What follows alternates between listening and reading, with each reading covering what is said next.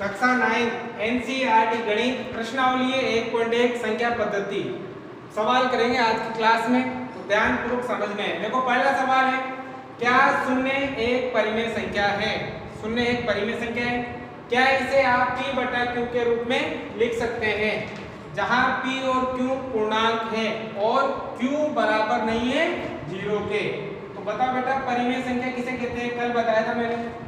ऐसी संख्या जिसे हम p बटे q के रूप में लिख सकते हैं, ऐसी संख्या जिसे हम p बटे q के रूप में लिख सकते हैं, वो क्या कहलाती है? परिमेय संख्या कहलाती है। तो आपसे कहा है कि शून्य मतलब 0 को आप p बटा q के रूप में लिख सकते हैं, ये 0 है, इसको p बटा q के रूप में लिख सकते हैं क्या? हाँ लिख सकते हैं। अगर मैं इसके बटे में 1 लगा दूं तो कोई फर्क पड़ेगा क्या? नहीं पड़ेगा। 1 को आप किसी भी संख्या के बटे में लगाओ, हमेशा संख्या पर कोई फर्क नहीं पड़ता है, मतलब संख्या वो की वही होती है। जैसे 1 का भाग 0 में दोगे तो क्या आएगा? 0 ही आएगा। तो शून्य एक परिमेय संख्या है। हाँ ये देखो हो गई परिमेय संख्या, क्योंकि ये p बटा q के रूप में हो गया ना। तो पहला दे रखा उसका उत्तर क्या है? हाँ शून्य मतलब 0 है। एक क्या है? परिमेय संख्या है। कौन सी संख्या है? परिमेय संख्या। क्यों? क्योंकि हम इसको किसके रूप में लिख सकते हैं? p बटा q के रूप में लिख सकते हैं। और मैं कल भी बताया था कि सभी पूर्ण संख्याएं कौन सी संख्या कहलाती है? परिमेय। और पूर्ण संख्याओं के अंदर क्या आता है? 0 आता है ना। तो कल भी बताया था आपको। अब आगे देखो, क्या इसे आप p बटा q के रूप में लिख सकते हो? हाँ इसे p बटा q के रूप में, मतलब p बटा q के रूप में मतलब 0 बटा 1 हो गया ना। p बटा q के रूप में, हाँ इसे p बटा q के रूप में मतलब 0 बटा 1 लिख सकते हैं, जहां पर p और q क्या है? p और q ये क्या हो गया? ये दोनों पूर्णांक है। पूर्णांक प्लस वाली संख्या भी होती थी, माइनस वाली संख्या भी है और 0 भी है। तो ये पूर्णांक हो गया और q का मान 0 के बराबर नहीं होना चाहिए। तो q का मान 0 के बराबर नहीं है, कितना है? 1 है। ये हो गया आपके पहले का आंसर। ठीक है, समझ में गया? शून्य एक परिमेय संख्या है, उसे p बटा q के रूप में लिख सकते हैं। हाँ लिख सकते हैं। ठीक है, अब देखो सवाल नंबर 2, ये महत्वपूर्ण सवाल है, ध्यान से समझना है। 3 और 4 के बीच 6 परिमेय संख्या ज्ञात करनी है। 3 और 4 के बीच, 3 और 4 के बीच कितनी परिमेय संख्या निकालनी है? 6 परिमेय संख्या। अगर मैं 3 के बटे में 1 लगा दूं और 4 के बटे में भी 1 लगा दूं तो कोई फर्क पड़ने वाला है क्या? नहीं पड़ने वाला। एक चीज का आपको विशेष ध्यान रखना है, अगर बीच में 6 परिमेय संख्या, कितनी भी परिमेय संख्या निकालनी हो तो नीचे जो हर वाला नंबर है वो हमेशा समान होना चाहिए। जैसे यहाँ 1 तो यहाँ भी 1, जैसे यहाँ 5 तो यहाँ भी 5। अगर अलग अलग है तो पहले आप इसको सही करोगे, फिर उसको हल करोगे, उसके बाद हल करोगे। ठीक है, तो आपको 3 और 4 के बीच कितनी परिमेय संख्या निकालनी है? 6। अगर आपको 3 और 4 के बीच में जितनी परिमेय संख्या निकालनी है, जैसे 6 निकालनी है, तो 6 से 1 ज्यादा लेना है।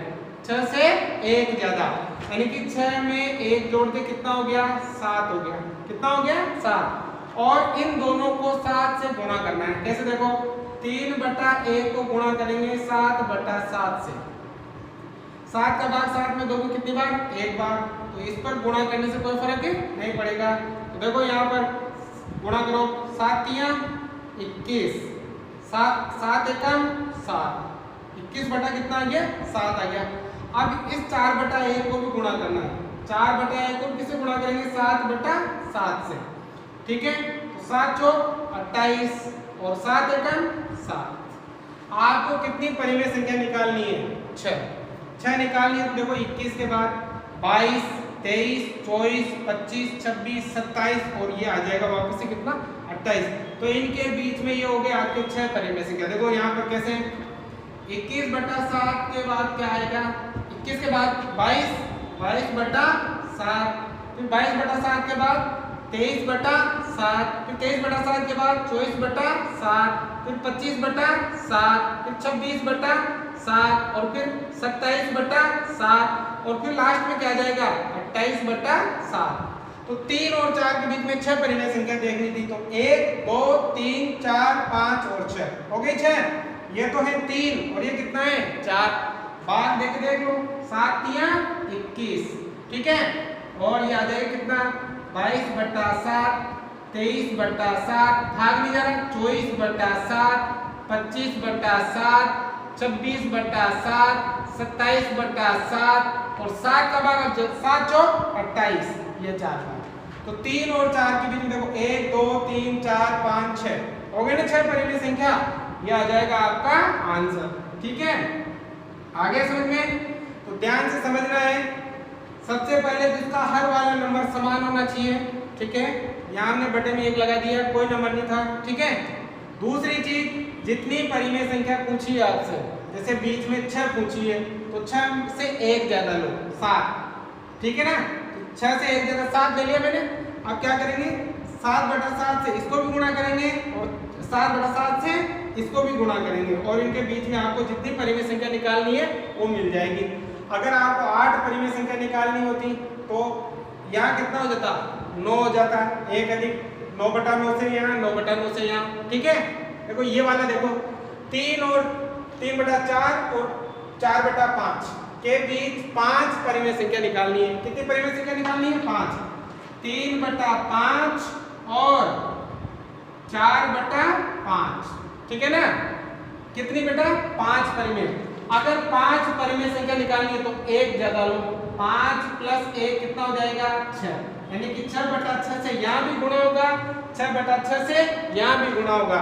और दूसरी चीज, ये नीचे वाला समान होना चाहिए, समान है ना, तो यहाँ हो जाएगा। तो यहाँ क्या करेंगे, सबसे पहला 3/5 को किससे गुणा करोगे, 3/5 को गुणा करोगे 6/6 से, गुणा करो कितना आएगा, 36 18 बटा 6 पंजो 30, ठीक है ना।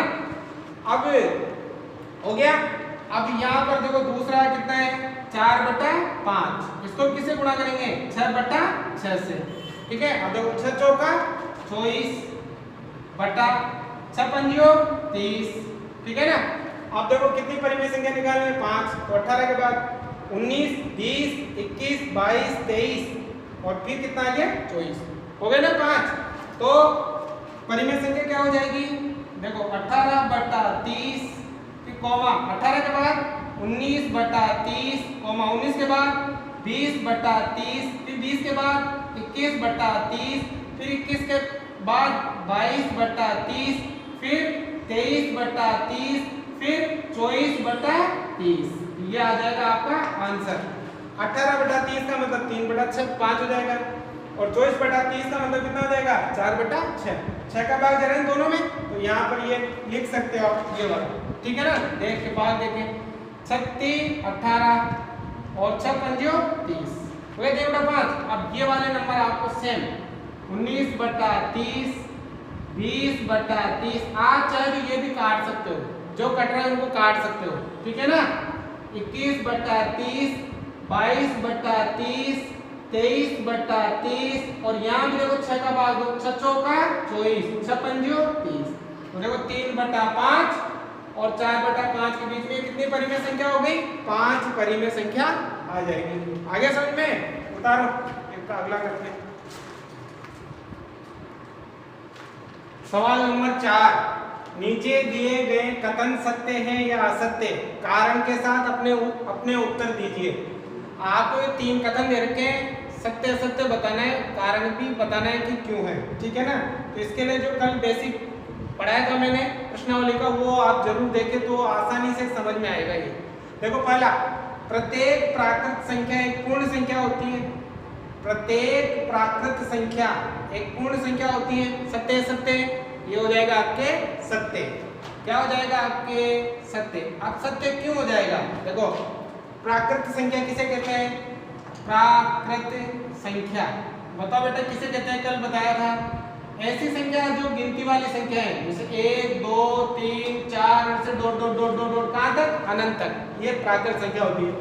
और पूर्ण संख्या किसे कहते हैं, पूर्ण संख्या अगर प्राकृत संख्या की शुरुआत किससे कर दी जाए, 0 से, या प्राकृत संख्या में क्या शामिल कर दिया जाए, 0 भी शामिल कर दिया जाए, वो क्या होती है, पूर्ण संख्या होती है। तो देखो इसने पूछा प्रत्येक प्राकृत संख्या पूर्ण संख्या होती है। देखो प्रत्येक प्राकृत संख्या, ये सभी जो प्राकृत संख्याएं हैं वो पूर्ण संख्या के अंदर भी आती है।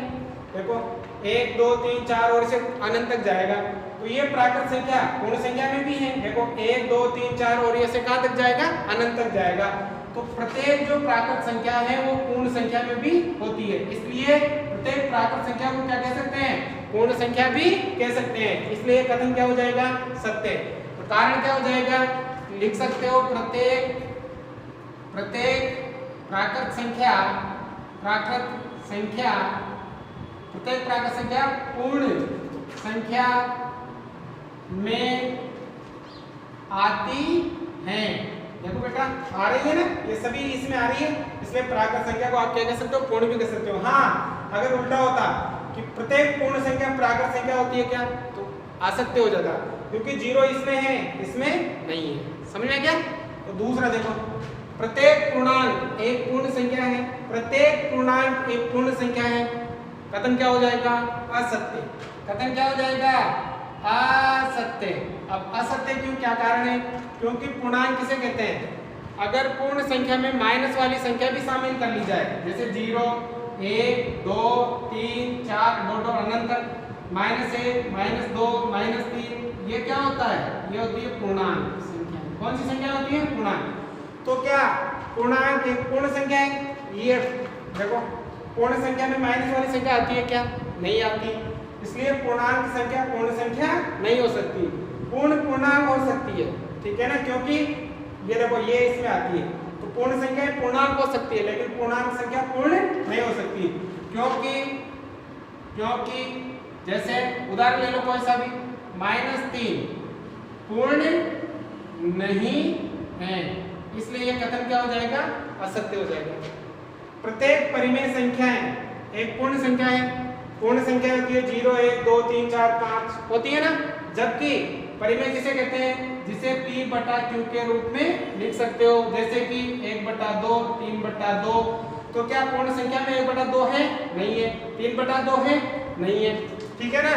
तो ये कथन भी क्या हो जाएगा आपके, असत्य, क्योंकि मैंने बताया था कि परिमेय संख्या के अंदर कौन सी संख्या आती है, पूर्ण भी आती है, प्राकृत भी आती है, पूर्णांक भी आती है, लेकिन परिमेय इसके अंदर नहीं आती, ठीक है ना। इस क्या हो जाएगा, असत्य, क्योंकि 1/2 या 3/2 क्या है, ये पूर्ण संख्या नहीं है, इसलिए कथन क्या हो जाएगा आपके, असत्य। आगे समझ में, प्रश्नावली समाप्त। आ रहा है समझ में उत्तर।